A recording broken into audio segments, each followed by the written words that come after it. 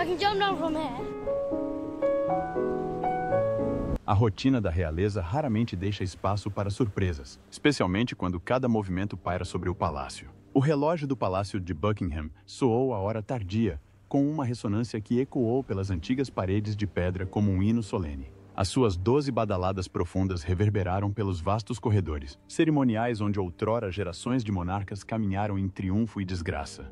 Esta noite, o palácio respirava uma inquietação silenciosa. Um silêncio quebrado apenas pelo farfalhar longínquo das cortinas de seda e pelos passos discretos dos atendentes reais, que se moviam com deliberada cautela. Era ali, sob tetos dourados e lustres de cristal e prata, que um comunicado privado fora redigido, revisto, selado e finalmente divulgado ao mundo minutos antes. Durante séculos, estes salões tinham servido de palco a declarações de coroações, guerras, negociações, nascimentos e abdicações.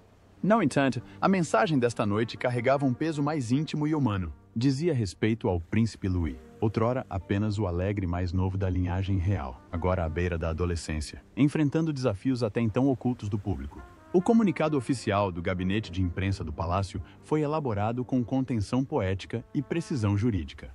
O comunicado confirmou que o príncipe tinha sido avaliado em privado devido a um problema médico, observado discretamente durante vários anos, e que o seu estado de saúde tinha chegado a um ponto em que as expectativas futuras e as obrigações cerimoniais necessitariam de ser alteradas. A formulação exata evitou o alarme, mas por detrás da elegância da frase houve uma mudança drástica. Aqueles que leram com atenção compreenderam que o papel do jovem príncipe na monarquia já não seguiria a trajetória tradicional anteriormente prevista. Nossos aposentos reais privados, pesadas cortinas de veludo tinham sido fechadas para bloquear a noite. A rainha consorte estava à porta da varanda, observando silhuetas a reunirem-se para lá dos portões do palácio, com os rostos iluminados por velas e lanternas. A multidão era modesta por hora, composta por admiradores leais, curiosos e cidadãos discretos em busca de esclarecimentos. Muitos transportavam cartazes pintados em tons suaves de aguarela, com mensagens de oração, esperança e união. A rainha consorte levou a mão ao peito, não como um gesto de encenação, mas como uma resposta sincera à compaixão coletiva. Ela não falou.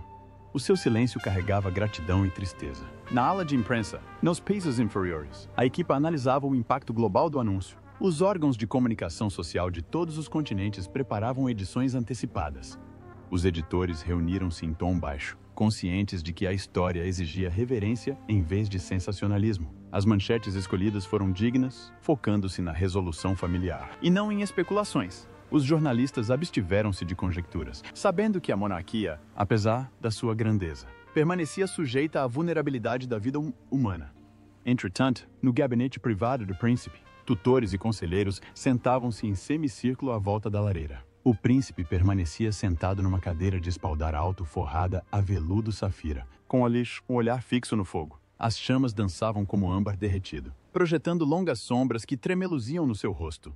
Não havia medo no seu olhar, apenas uma profunda contemplação que ia para além da sua idade. Embora protegido do frenesim exterior, pressentia que tinha ocorrido uma mudança profunda. A sua vida já não seria unicamente guiada pela alegria da infância, mas pelo delicado equilíbrio entre a privacidade e o dever.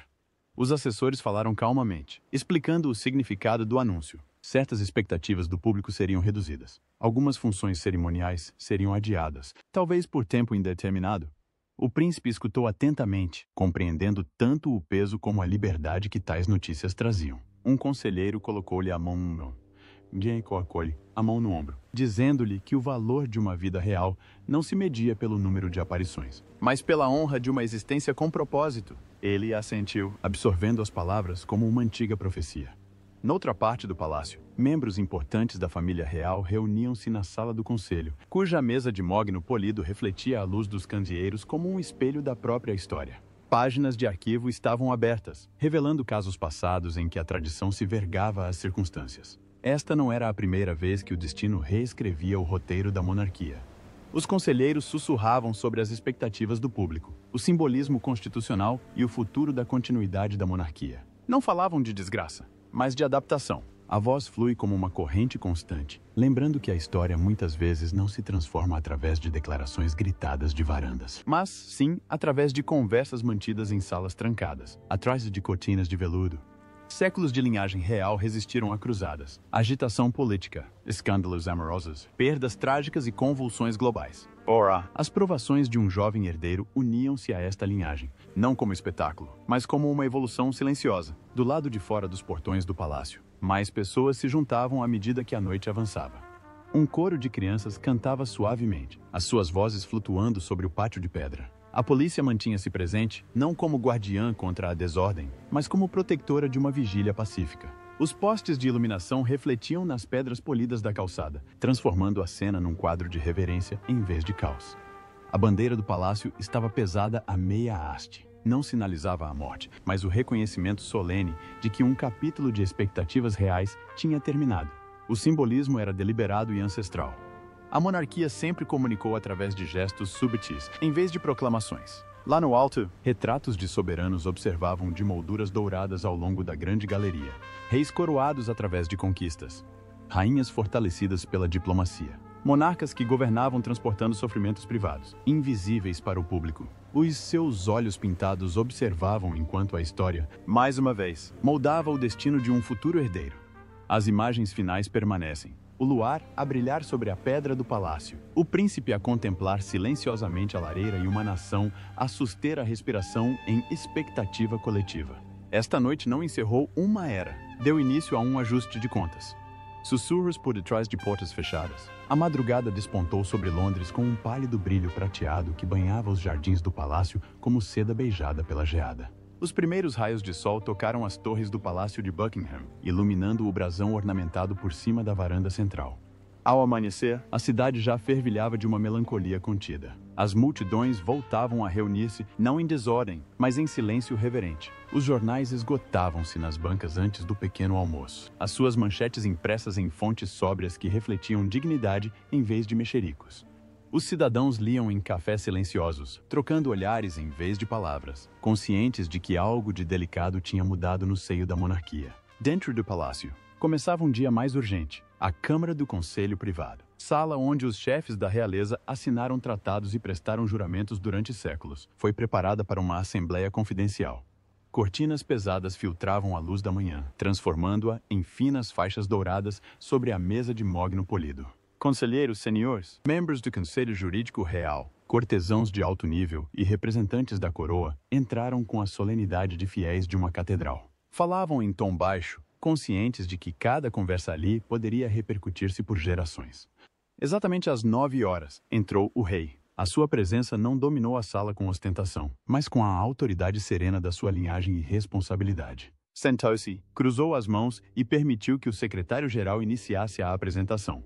Uma pilha de documentos estava diante deles, cada um marcado com um brasão e selado com cera carmesim na noite anterior. Médicos de clínicas reais privadas tinham apresentado as suas avaliações.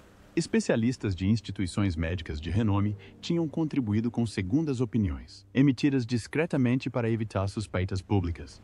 Os resultados confirmaram o que já estava a ser monitorizado em segredo há anos. O príncipe levaria uma vida de competência e intelecto, mas que exigiria um acompanhamento médico constante. O estresse, os compromissos prolongados e os deveres cerimoniais extensos poderiam comprometer o seu bem-estar a longo prazo. O conselho não se reunira para debater ciência. Reuniram-se para discutir a própria monarquia. A tradição pressupunha que todos os filhos da realeza, destinados à sucessão, passariam por uma formação pública.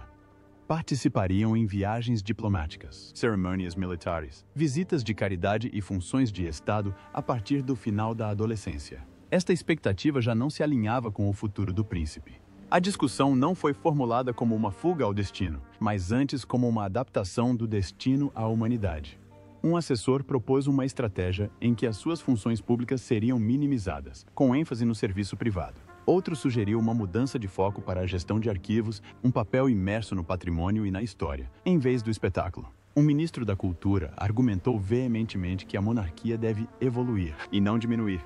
Ela insistiu que uma coroa moderna deveria satisfazer as necessidades dos seus herdeiros, e não moldá-los em arquétipos rígidos. O rei ouviu, assentindo ocasionalmente. No seu interior, equilibrava duas identidades, a de soberano e a de pai.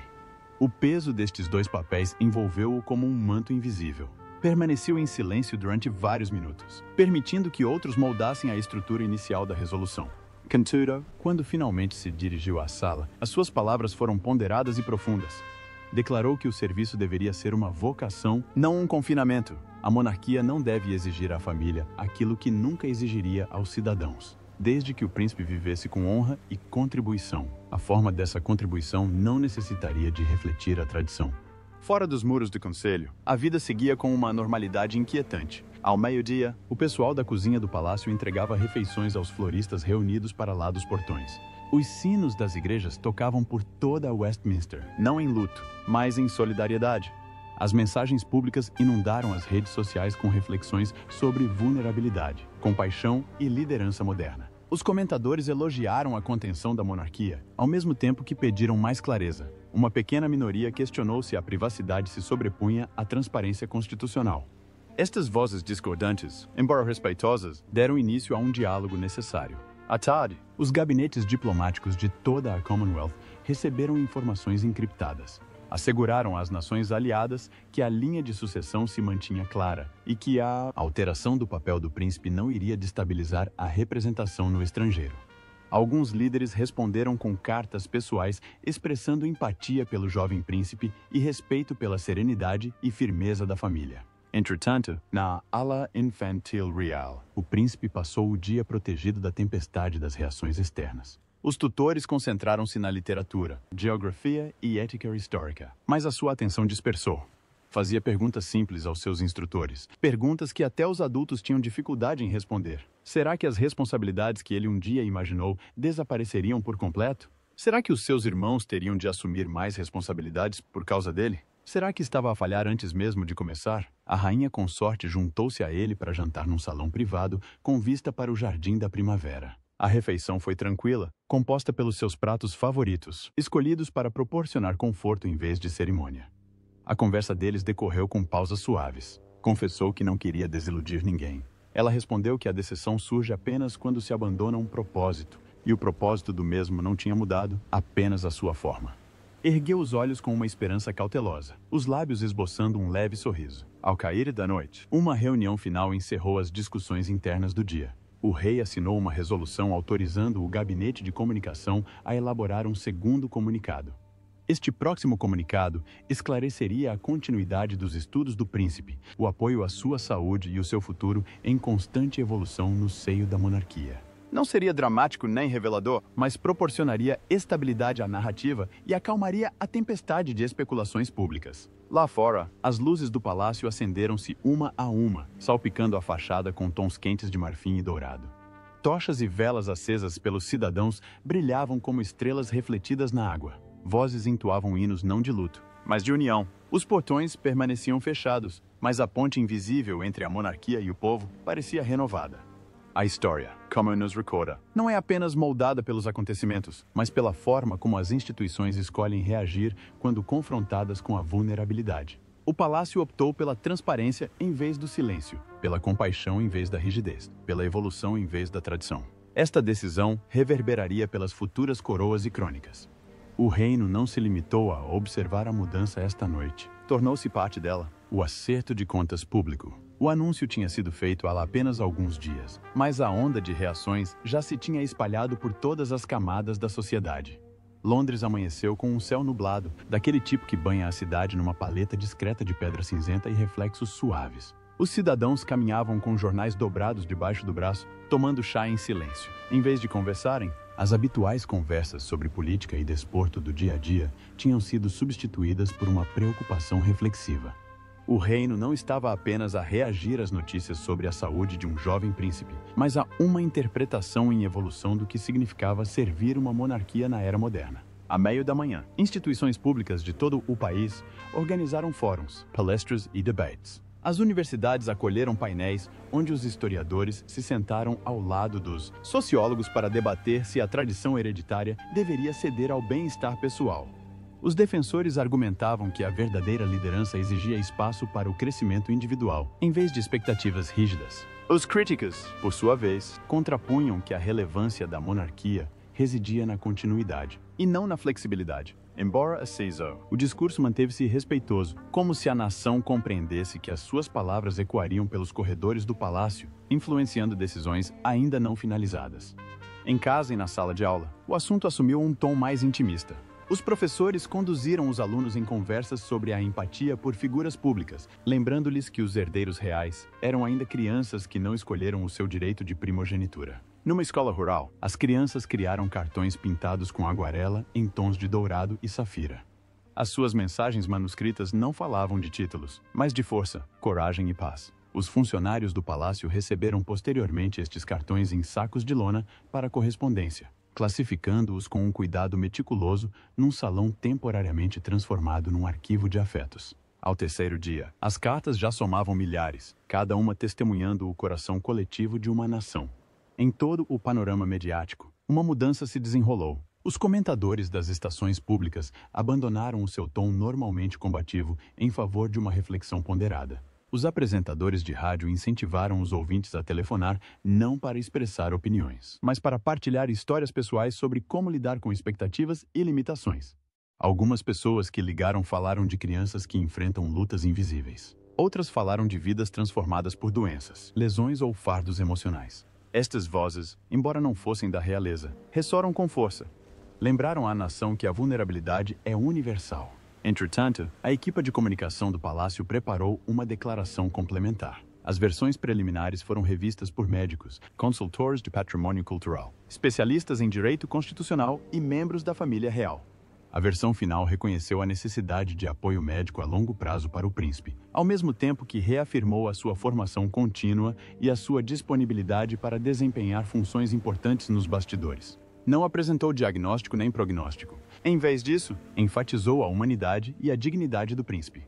A divulgação gerou um misto de alívio e reflexão. Os cidadãos apreciaram a transparência, mas muitos permaneceram incertos sobre o que o futuro reservava. Os círculos diplomáticos responderam com ponderada coerência. Embaixadas por toda a Europa e a Commonwealth transmitiram mensagens de solidariedade. Alguns líderes sugeriram projetos culturais colaborativos que o príncipe poderia eventualmente apoiar. Outros propuseram a expansão das redes filantrópicas para acomodar o seu papel na transformação. O tema comum em todas as respostas foi o respeito. Nenhuma nação procurou explorar o momento para obter vantagem política. Em vez disso, reconheceram que a monarquia, embora simbólica, exigia compaixão quando o destino intervinha. À medida que os canais oficiais iam resolvendo as questões institucionais, o palácio retomou as suas atividades diárias. Os visitantes de estado chegavam e eram recebidos por membros da família real que atuavam em nome da família. A princesa Charlotte começou a participar em compromissos selecionados, antes reservados apenas para o seu irmão mais novo. A sua postura impressionou os comentadores. Embora ela desempenhasse as suas funções com uma humildade discreta, nunca ofuscando o percurso dele. O príncipe George, preparando-se para uma formação diplomática precoce, estudou direito internacional e governação constitucional. A maior visibilidade dos irmãos não foi apresentada como um fardo, mas como um sinal de solidariedade familiar. A percepção pública também evoluiu. Os primeiros rumores de especulação dissiparam-se. As teorias da conspiração perderam força perante a clareza. Os cidadãos reconheceram que o anúncio não era um prenúncio de escândalo, mas um ato de honestidade de uma família há muito tempo sob os holofotes da opinião pública. Os jornais passaram de manchetes alarmistas a retratos de resiliência. Os colunistas elogiaram a monarquia por preservar a dignidade perante um desafio pessoal.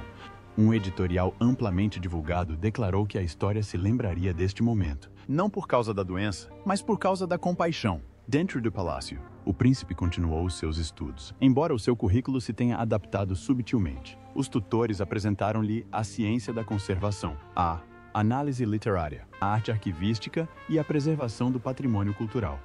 Os curadores de propriedades reais fizeram uma visita para discutir manuscritos antigos, obras de arte perdidas e o papel da preservação histórica. O príncipe demonstrou particular interesse pelas técnicas de restauro, perguntando se os artefactos danificados poderiam ser restaurados sem apagar as suas marcas. Os seus instrutores trocaram olhares discretos, pressentindo uma metáfora por detrás da sua curiosidade. À noite, passeava pelos jardins privados acompanhado por guardiões e conselheiros. As suas conversas oscilavam entre reflexões infantis comuns e questões profundas sobre o propósito. Questionava-se se a história valorizava herdeiros que viviam longe dos holofotes mediáticos. Um conselheiro disse-lhe que o legado não se mede pela quantidade de pessoas, mas sim pelo que se oferece aos outros, sobretudo quando ninguém está a olhar. O príncipe levou estas palavras a sério. Entretanto, a sua família protegia-o de qualquer pressão. Partilhavam refeições a sós, jogavam jogos de tabuleiro e incentivavam o riso. Lembravam-lhe que a linhagem não apagava a humanidade. Cada momento de proximidade comum oferecia uma cura que ia para além da medicina.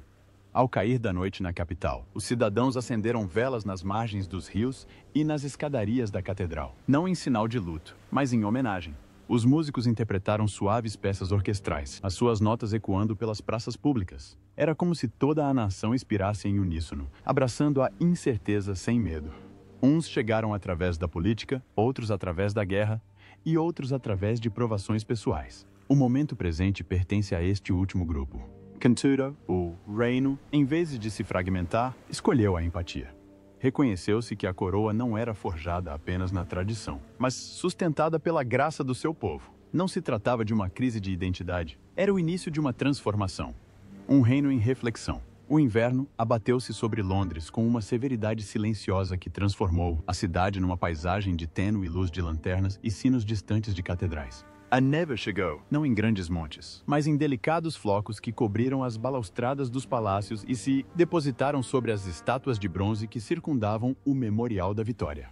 A atmosfera era contemplativa, não sombria, uma época de reflexão, não de desespero. Os cidadãos circulavam pela capital envoltos em casacos de lã e em silêncio pensativo. As suas conversas amáveis, os seus sentimentos suavizados pelo tempo. O choque inicial do anúncio do palácio tinha se dissipado, substituído por uma compreensão mais madura de como a vulnerabilidade remodela o legado.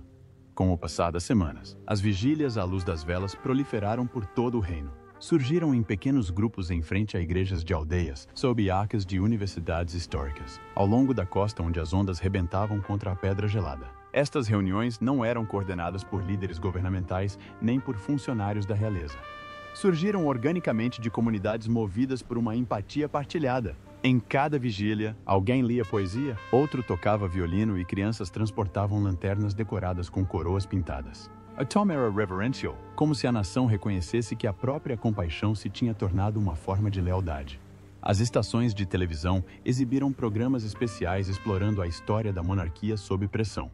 Os historiadores relataram histórias de reis e rainhas que enfrentaram dificuldades pessoais longe dos holofotes. Alguns sofreram com doenças em silêncio, outros renunciaram à vida pública para procurar consolo espiritual ou para se dedicarem aos estudos acadêmicos. O contraste entre estas histórias escondidas e o momento presente era impressionante. A sociedade moderna já não aceita o segredo como sinal de força. A decisão da família real de falar abertamente permitiu que o passado e o presente convergissem, forjando uma narrativa mais humana. Dentro das muralhas do palácio, o inverno trouxe tanto tranquilidade como propósito. Foram discretamente elaborados planos para reorganizar a distribuição dos deveres reais. A princesa Charlotte, com a sua elegância e desenvoltura natural em ambientes públicos, começou a assumir compromissos adicionais em nome da coroa. O seu itinerário incluía visitas a escolas, encontros culturais e recessões de beneficência. Os observadores notaram que ela carregava não o peso de um fardo, mas a dignidade da responsabilidade. Não assumiu o protagonismo para substituir o irmão, mas para caminhar ao seu lado, honrando o laço familiar que transcendia as expectativas cerimoniais. Entretanto, o príncipe George entrou numa nova fase de preparação. Os seus estudos expandiram-se para incluir a teoria constitucional, a diplomacia cultural e as complexidades das relações da Commonwealth. Embora ainda jovem, abordou o seu papel com uma seriedade serena herdada dos seus antepassados. Os seus mentores lembravam-lhe que a autoridade não se define pelo volume, mas pela moderação e sabedoria. Compreendeu que a mudança de papel do seu irmão mais novo não aumentava a sua própria importância, mas antes reforçava o seu dever. Numa noite em que a neve caía suavemente sobre os jardins do palácio, aventurou-se lá fora acompanhado por um conselheiro de longa data.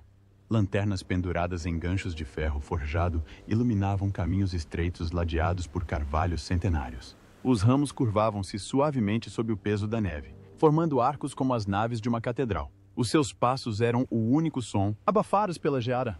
A cena parecia muito distante dos salões dourados e das expectativas cerimoniais que tinham definido a sua educação.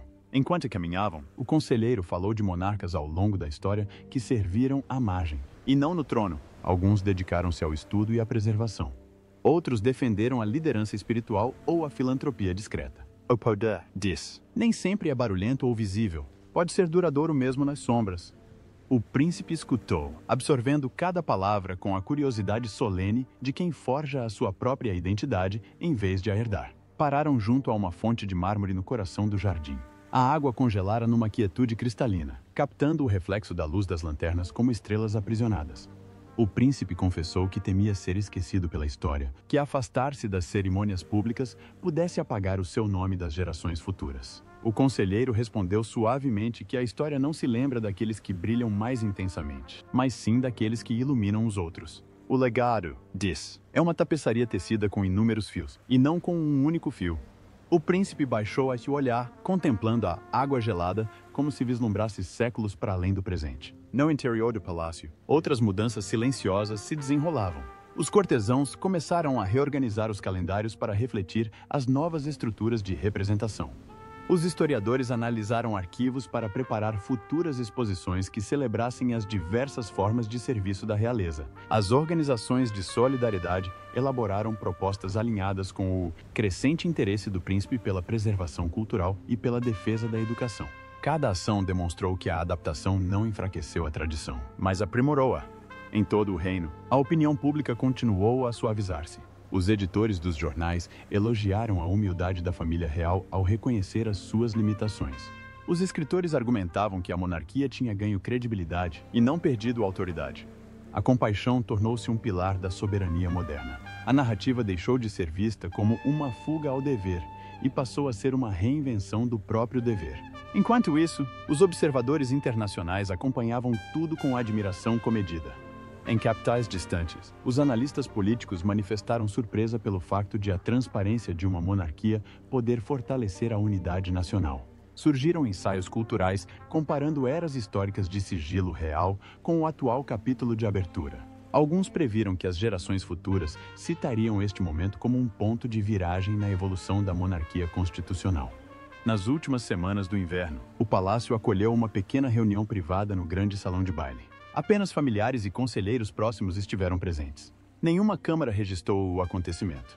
Nenhum jornalista aguardava no exterior. O encontro não era uma cerimônia, mas uma reafirmação da solidariedade familiar. Uma música suave tocava de um quarteto de cordas. Os irmãos do príncipe estavam ao seu lado enquanto o rei se lhes dirigia em privado, reconhecendo a responsabilidade e o amor que partilhavam. Ao cair da noite, o príncipe olhou para o outro lado do salão de baile, em direção aos imponentes retratos de soberanos do passado. As suas expressões, esculpidas em óleo, pareciam observá-lo com silenciosa compreensão. Não se sentiu diminuído, sentiu-se compreendido. Um reino enfrentara a mudança não com tumulto, mas com sabedoria. A família real, há muito vista como um símbolo de tradição imutável, abraçou uma verdade mais humana. Ao fazê-lo, alinhou não só com a história, mas também com o futuro. O inverno não trouxe luto. Isso trouxe clareza, o novo caminho. A primavera chegou não com alarido, mas com gentil persistência.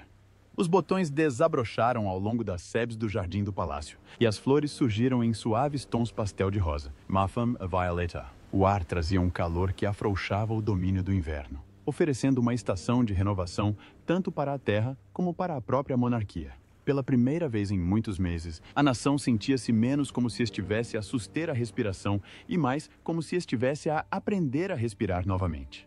A mudança transformou-se em aceitação, e a aceitação começou a florescer em propósito. Numa manhã tranquila, perto do final de abril, o palácio divulgou aquela que seria a declaração oficial final sobre o papel público do príncipe.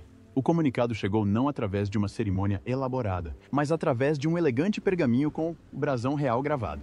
Isto confirmou as decisões tomadas após meses de cuidadosa reflexão. O príncipe Luís já não seguiria o caminho da sucessão cerimonial completa. Em vez disso, dedicaria a sua vida à gestão cultural, à preservação e ao serviço privado. O seu papel seria mais discreto, porém não menos significativo. A declaração não falava de redução, mas de redirecionamento. Salientava que a nobreza não estava confinada às salas do trono, mas podia prosperar em arquivos, bibliotecas e atos silenciosos de proteção. O público recebeu a notícia com solenidade e serenidade. As multidões já não se reuniam com ansiosa expectativa, mas com serena reverência. Em vez de lamentarem o que poderia ter sido, os cidadãos celebraram o que poderia ser.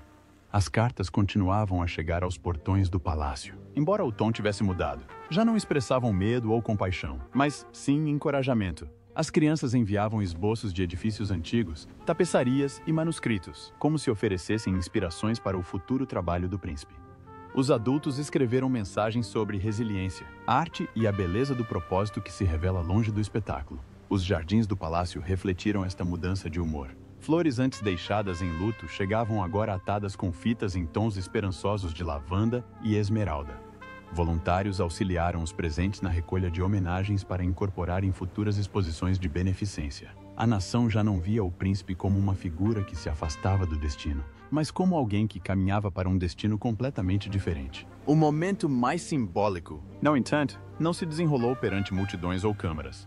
Na ala arquivística do palácio, realizou-se uma cerimônia que contou apenas com a presença da família direta e de um seleto grupo de historiadores e curadores. A ala em si era uma catedral do conhecimento, repleta de imponentes estantes com volumes encadernados em pele, registros dourados e documentos antigos preservados atrás de vidro. A luz das velas tremeluzia nos pavimentos de mármore, ecoando suavemente sob os tetos abobadados. Os músicos da corte tocavam um quarteto suave, com notas reverentes e sinceras. No centro da sala estava o rei, lareado pela rainha consorte. O príncipe estava diante deles, não envergando insígnias militares nem vestes formais de cerimônia, mas antes roupas simples e elegantes que refletiam humildade e propósito. O rei falou em voz baixa, elogiando o filho não pelo que poderia vir a fazer em público, mas pela integridade que demonstrara durante toda esta transição.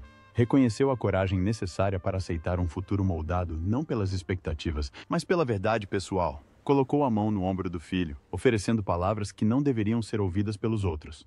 A princesa Charlotte e o príncipe George estavam por perto. A sua presença não simbólica, mas profundamente familiar. Não assumiram papéis superiores a ele. Eles estavam ao seu lado.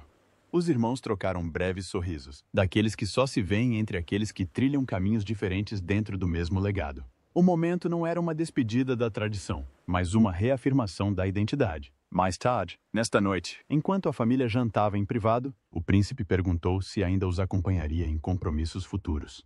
O rei respondeu que o faria quando desejasse, mas apenas quando esses compromissos estivessem alinhados com o seu bem-estar e propósito escolhido. A rainha consorte acrescentou que o seu percurso seria moldado não pela necessidade pública, mas pela sua vocação pessoal. As suas palavras tocaram-no como uma bênção. Nas semanas seguintes, foram elaborados planos para integrar o príncipe em novas áreas de influência. Começou a trabalhar como aprendiz de arquivistas e conservadores encarregados de preservar séculos de história da realeza. Estudou restauro de tecidos antigos, preservação de manuscritos e ética do patrimônio. Os curadores destacaram a sua meticulosa atenção aos detalhes e o seu fascínio em ligar artefactos esquecidos às suas origens culturais. Ele não procurava reconhecimento, ele procurava significado. Foram elaboradas orientações para futuras exposições que destacariam a história do serviço real para além do trono. Estas exposições contariam com contributos de príncipes, princesas, acadêmicos e figuras cujo impacto foi profundo, mas discreta. O envolvimento do príncipe nestes projetos manteve-se discreto, embora aqueles que trabalhavam ao seu lado compreendessem que ele se estava a tornar um guardião do legado e não um símbolo de linhagem. Para lá dos muros do palácio, a vida seguia o seu ritmo sazonal. Os cidadãos retomavam as suas rotinas diárias, confortados pela estabilidade. As cerimônias públicas continuavam a atrair uma boa quantidade de público, embora já não fossem impulsionadas pela curiosidade ou pela ansiedade. Em vez disso, refletiam unidade. A monarquia não sucumbira à vulnerabilidade. Pelo contrário, tinha amadurecido através dela. Os observadores internacionais continuaram os seus comentários, referindo que a coroa tinha redefinido a liderança ao reconhecer limites. Os analistas previram que as futuras monarquias poderiam adotar estruturas semelhantes, dando prioridade à autonomia pessoal sem desmantelar a tradição. Alguns consideraram o momento revolucionário. Outros disseram que já estava na hora. A vida do príncipe não se restringira. Pelo contrário, expandira-se para o seu interior. Trocou os holofotes das aparições na varanda pelo legado duradouro da preservação. A sua história não foi de abdicação, mas de transformação. Numa era de espetáculo, escolheu a essência. Numa linhagem moldada pelo olhar público, honrou a herança através de uma gestão discreta. Enquanto a luz do sol primaveril se filtrava pelas janelas do palácio, os fossos de poeira flutuavam como constelações em miniatura. O príncipe estava no salão dos arquivos, a folhear as páginas de um manuscrito centenário com as mãos enluvadas de branco. A tinta, embora desbotada, mantinha-se legível. A história sussurrava em cada página delicada. Compreendeu então que o seu lugar na crônica real estava assegurado. Não por estar na linha da frente, mas por salvaguardar a própria história. Alguns destinos estão escritos a ouro em bandeiras. Outras, entre linhas preservadas ao longo dos séculos. A monarquia lembrar-se-ia de ambos. Embora esta crônica seja uma obra de ficção, os seus temas de legado, resiliência e transformação silenciosa ecoam verdades encontradas ao longo da história. Se deseja explorar mais narrativas cinematográficas sobre a realeza e histórias fascinantes do passado coroado em todo o mundo, subscreva, partilhe as suas opiniões abaixo e junte-se à nossa próxima viagem.